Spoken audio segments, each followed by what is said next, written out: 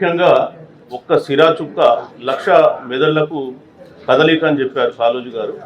మరి అట్లాంటి పుస్తకాన్ని రచించి మరి ఎందరో చదువుల మా మెదడులో ఒక స్ఫూర్తిని కలింపజేస్తున్నారు అన్నవరం బ్రహ్మయ్య గారు. కరుణానిధి అనేటువంటి వారు ఒక ద్రవిడ సూర్యుడే కాదు, ఆయన భారతదేశానికి సంబంధించినటువంటి సూర్యుడు.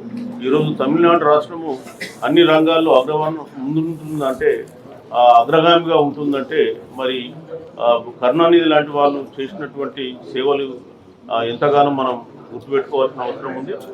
ముఖ్యంగా మరి ఆంధ్రప్రదేశ్లో పుట్టి మా తమిళనాడుకు వెళ్ళి అక్కడ ఒక వెనుకబడ్డ సామాజిక వర్గానికి చెందినటువంటి వ్యక్తి తమిళ రాజకీయాలను సుమారు ఒక 50 సంవత్సరాలు శాసించడం అనేది మామూలు విషయం కాదు.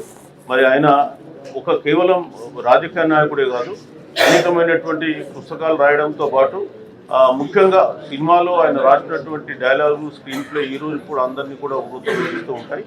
మరి పెరియారు ఆలోచనలతో ప్రభావితమైనటువంటి కరుణానిధి గారు ఈరోజు భారతదేశంలో తమిళనాడు అంటే ఒక సంక్షేమ పథకాలకు మారుపేరు. అదేవిధంగా బీసీ రిజర్వేషన్కి పుట్టిన గడ్డ.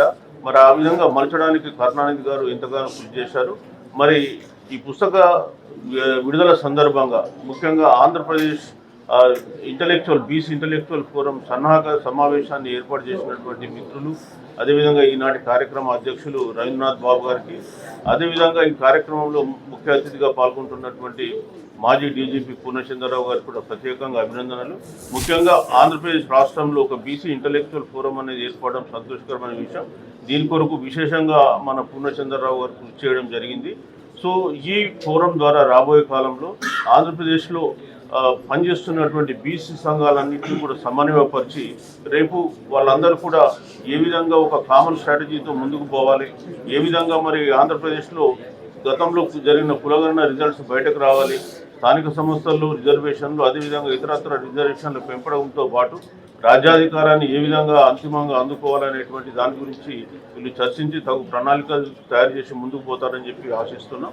ముఖ్యంగా ఈరోజు పడ్డటువంటి ఒక అడుగు మరి రాబోయే కాలంలో రాష్ట్రంలో ఒక గుణాత్మకమైన మార్పు తోడవుతుందని చెప్పి నేను భావిస్తున్నా.